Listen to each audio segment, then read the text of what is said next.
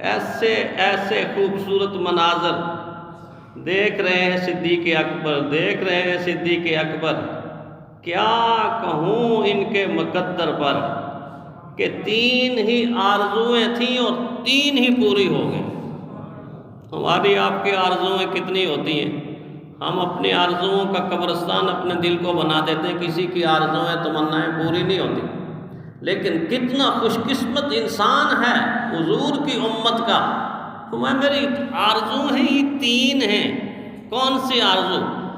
النظر الی وجہ رسول اللہ صلی اللہ علیہ وسلم، نظر میری ہو اور سامنے آقا کا چہرہ ہو، سامنے آقا کا چہرہ ہو، سامنے آقا کا چہرہ، بس میں دیکھتا جاؤں وہ دکھتا جائے، میں دیکھتا جاؤں وہ دکھتا جائے، میری یہ بڑی آرزو ہے۔ اللہ نے کہا 3 دن 3 راتیں تو ایسے دیکھ کہ تیرے سوا دوسرا دیکھنے والا بھی کوئی نہیں، ایک عرش والا دیکھ رہا ہے، بس خدا دیکھ رہا ہے، اس کے سوا کوئی۔ تم ان 3 راتوں میں وحدہ لا شریک،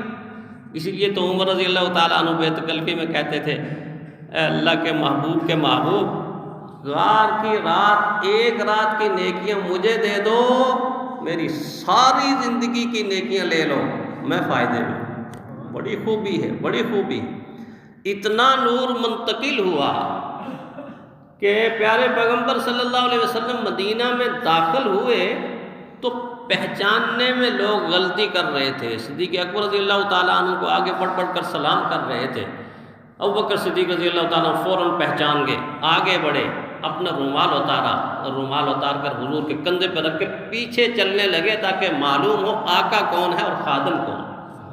آقا کون ہے اور خادم۔ تو پیچھے چلتے تھے۔ تو پہلی آرزو بتائی نظر میری ہو، نظارہ آمنہ کا لال ہو۔ دوسری آرزو بتائی کہ اولاد میری ہو اور خدمت اور گھر آمنہ کے لال ہو۔ کیسی پوری ہوئی، کیسی پوری ہوئی کہ جب ہجرت کی رات کو نکلے تو ابوبکر صدیق رضی اللہ تعالیٰ عنہ کی صاحبزادی حضرت اسما خوراک پہنچاتی تھی غار حرا پہ، وہ خوراک پہنچانے والی تھی، اور جب اللہ نے چاہا تو پھر دوسری صاحبزادی امی عائشہ ساری امت کی ماں بن گئی، ساری زندگی گھر کے اندر آ گئی، گھر والی ہو گئی، اور اس گھر کو اللہ نے اتنا نوازا، اس گھر کو اللہ نے اتنا نوازا کہ بس وہ گھر رحمتوں کا مرکز بن گیا۔ تیرا حجرہ امین خاص ہے ذات رسالت کا کہ اسی میں رحمت للعالمین رہتے تھے، رہتے ہیں، اسی میں رحمت للعالمین رہتے تھے، رہتے ہیں، اور بساط ارض پر ٹکڑا یہی ہے جنت کا، بساط ارض پر ٹکڑا یہی ہے جنت کا۔ اللہ نے ابوبکر صدیق رضی اللہ تعالیٰ عنہ کی صاحبزادی کو ایسا شرف دیا کہ حضور کی برکت سے ان کا گھر جنت کا ٹکڑا بن گیا۔ تو فرمایا دوسری آرزو یہ ہے کہ اولاد میری ہو، خدمت حضور کی ہو، خدمت حضور کی ہو، یہ دوسری آرزو بتائی۔ اور پیارے پیغمبر صلی اللہ علیہ وسلم کی ذات نے پھر صدیق اکبر رضی اللہ تعالی عنہ کا جو احترام امت کو سکھایا، میں عرض کر رہا تھا کہ وہ دردہ فرماتے ہیں حضور بھی تشریف لے جا رہے ہیں اور میں ساتھ ہوں اور صدیق اکبر بھی ساتھ ہیں، تھوڑا سا میں صدیق اکبر رضی اللہ تعالیٰ عنہ سے آگے بڑھنے لگا۔ کوشش یہی ہوتی تھی نا صحابہ کی کہ حضور کی قربت مل جائے، حضور کی قربت مل جائے، تو تھوڑا سا میں آگے ہوا تو حضور نے ایسے دیکھا، اور دیکھنے کے بعد مجھے فرمایا تو اس شخص سے آگے بڑھ رہا ہے، تو اس شخص سے آگے بڑھ رہا ہے، یہ امت میں سب سے بہتر ہے۔ اور پھر دوسرا جملہ فرمایا جتنے لوگوں پر سورج طلوع ہوتا ہے، جتنے لوگوں پر سورج طلوع ہوتا ہے، ان تمام لوگوں میں میرا ابوبکر سب سے افضل ہے، سب سے افضل ہے، سب سے زیادہ فضیلت والا ہے۔ پھر اس بات کو حضرت علی رضی اللہ تعالیٰ عنہ نے کسی اور رنگ میں بیان فرمایا۔ خطبہ دینے لگے جب حضرت علی رضی اللہ تعالیٰ عنہ پہلے اللہ کی حمد و ثنا کی، پھر پیارے پیغمبر صلی اللہ علیہ وسلم کی ذات پر درود بھیجنے کے بعد پہلا جملہ فرمایا، لوگوں اس بات میں کوئی شک نہیں ہے کہ لوگوں میں حضور کے بعد سب سے افضل ذات ابو بکر صدیق رضی اللہ تعالیٰ عنہ کی ذات ہے۔ اللہ کے نبی کی ذات کی تصدیق فرمائی، اللہ کے نبی کی ذات کی تصدیق فرمائی۔ پھر حضرت ابن عباس رضی اللہ تعالیٰ عنہ فرماتے ہیں کہ آپ صلی اللہ علیہ وسلم اس بیماری میں کہ جس بیماری میں پیارے پیغمبر صلی اللہ علیہ وسلم اللہ سے ملاقات کے لیے تشریف لے گئے، رحلت فرما گئے، یعنی حضور صلی اللہ علیہ وسلم کی زندگی کی وہ بیماری، اس بیماری میں ایک دن حضور صلی اللہ علیہ وسلم باہر تشریف لائے تو حضور صلی اللہ علیہ وسلم کے سر مبارک پر ایک پٹی بندھی ہوئی تھی، اور رحمت کائنات صلی اللہ علیہ وسلم نے ادھر ادھر دیکھا اور فرمایا، دیکھو اگر میں دنیا میں کسی کو اپنا خلیل بناتا، جس طرح اللہ نے ابراہیم علیہ السلام کو خلیل بنایا، دوست بنایا، تو فرمایا میں صدیق اکبر رضی اللہ تعالی عنہ کو اپنا خلیل بناتا۔ کیا مطلب؟ کہ اللہ تعالیٰ نے خود انتخاب کر کے میرے وزیر بھی بنا دیے، میرے دوست بھی بنا دیے، میرے خلیل بھی بنا دیے، انتخاب خود اللہ نے کر دیا ہے۔ لیکن اگر اللہ مجھے موقع دیتا اور مجھ سے پوچھتا کہ آپ اپنے اختیار سے کس کو منتخب کرتے ہیں،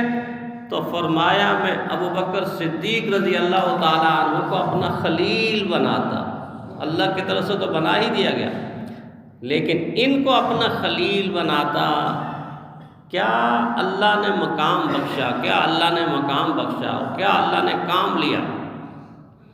جس دن ایمان لائے سب سے پہلے 40,000 درہم لا کر حضور کے قدموں پہ نچھاور کر دی۔ کاروبار تھا، بہت بڑے تاجر تھے، اور پھر پیارے پیغمبر صلی اللہ علیہ وسلم کے قدموں پر 40,000 درہم نچھاور کر دیے، اور جس رات کو ہجرت فرمائی 5,000 درہم لا کر حضور کے قدموں پر نچھاور کر دی، اور جب غزوہ تبوک کا موقع آیا تو سارا کچھ ہی لے کر حضور پہ قربان کر دی، دین اسلام پر قربان کر دی۔ یہ بات کوئی معمولی بات تو نہیں ہے۔ بعض دفعہ انسان سوچتا ہے کہ یار اللہ کے نبی نے یہ کیسے فرما دیا، یہ کیسے فرما دیا۔ اللہ کے نبی تو محسن کائنات ہیں، اللہ کے نبی ساری کی ساری کائنات کے محسن ہیں، اس امت کے محسن ہیں، اہل ایمان کے محسن ہیں۔ ان سے بڑا محسن اللہ نے اس دھرتی کے اوپر کو پیدا ہی نہیں کیا۔ تو جب اتنے بڑے محسن ہیں تو پیارے پیغمبر صلی اللہ علیہ وسلم کی ذات انور نے، ذات گرامی نے یہ فرمایا کہ سارے کے سارے جتنے قریب رہنے والے میرے محبوب لوگ ہیں، پسندیدہ لوگ ہیں، ان سب کا احسان میں نے اتار دیا۔ صدیق میرے محسن ہیں، اور قیامت کے دن میں اللہ سے درخواست کروں گا، اللہ میں احسان نہیں چکا سکا، تو خود صدیق اکبر رضی اللہ تعالیٰ عنہ کا احسان چکا دے۔ اس لیے کہ کچھ بھی تو باقی نہ بچا، اور وہ منظر کیا منظر ہوگا کہ قیامت کے دن جب انبیاء کی امتیں آئیں گی، آدم علیہ السلام کی امت آئے گی، نوح علیہ السلام کی امت آئے گی، ابراہیم علیہ السلام کی امت آئے گی، حضرت اسماعیل کی امت آئے گی، حضرت اسحاق کی امت آئے گی، حضرت یعقوب کی امت آئے گی، حضرت داؤد کی امت آئے گی، حضرت یوسف اور ہارون کی امتیں آئیں گی، موسیٰ، یونس اور الیاس کی امتیں آئیں گی، حضرت ادریس علیہ السلام کی امت آئے گی، حضرت ایوب علیہ السلام کی امت آئے گی، حضرت سلیمان علیہ السلام کی امت آئے گی، زکریا علیہ السلام کی امت آئے گی، یحییٰ اور عیسیٰ علیہ السلام کی امت آئے گی، حتیٰ کہ امام الانبیاء کی امت بھی آئے گی۔ ان امتوں کی صداقت کی ترجمانی کرنے والے اور امامت کرنے والے حضور کے امتی ابوبکر صدیق ہوں گے۔ اتنی بڑی شان ہے، اتنی بڑی شان ہے کہ ساری امتوں کی صداقت کی ترجمانی کرنے والے اور ساری امتوں کی صداقت کا پرچم لہرانے سارے صدیقین ان کے پیچھے آ جائیں، اور حضور کو بھی اللہ نے چن چن کے دیے۔ عدل کرنے والے سارے حضرت عمر کے پیچھے آ جائیں گے، حیا والے اور سخاوت والے حضرت عثمان کے پیچھے آ جائیں گے، جرت والے، علم والے اور شجاعت والے، ولایت والے حضرت علی کے پیچھے آ جائیں گے۔ حضور کے امتیوں کی قیادت کر کے جنت میں داخل ہوں گے، امتیوں کی قیادت کرتے جنت میں داخل ہوں گے۔ رحمت کائنات صلی اللہ علیہ وسلم نے آپ کو ایسا ایمان بخشا اس غربت کے زمانے میں کہ ایک تو محسن اس لحاظ سے کہلائے نا کہ میں نے عرض کیا کہ سب کچھ ہی قربان کر دیا، لیکن ایک اور احسان ہے، بڑا عجیب احسان۔ وہ زمانہ یاد کریں کہ جس زمانے میں پیارے پیغمبر صلی اللہ علیہ وسلم رحلت فرما گئے، اور رحلت فرمانے کے بعد امت کے لیے سب سے بڑا حادثہ اور سب سے بڑا دکھ اور سب سے بڑا غم حضور کی جدائی کا غم تھا۔ اتنا غم تھا، اتنا غم تھا کہ کوئی کسی کونے خدرے میں بیٹھ کر رو رہا ہے، آنکھیں برس رہی ہیں، آنکھیں برس رہی ہیں، دل کی کھیتی اداس ہو چکی ہے، ذہن مفلوج ہو چکے ہیں، اپنی اپنی جگہ پر ہر ایک پریشان ہے، عثمان پریشان ہیں، عمر پریشان ہیں، علی پریشان ہیں، آپ کی بیٹی فاطمہ پریشان ہے، حسن پریشان ہے، حسین پریشان ہے، ابو ہریرہ پریشان ہے، بلال کی چیخیں نکل رہی ہیں، لم تلدنی امی، لم تلدنی امی، او میری اماں مجھے کس لیے پیدا کیا تھا، پیدا نہ ہوتا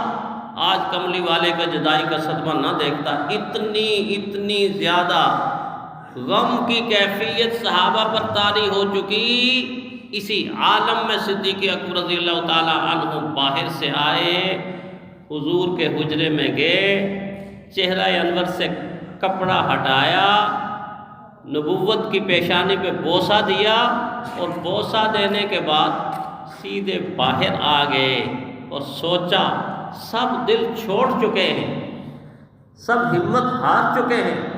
اگر میں اپنی آنکھوں کو کنٹرول نہ کر سکا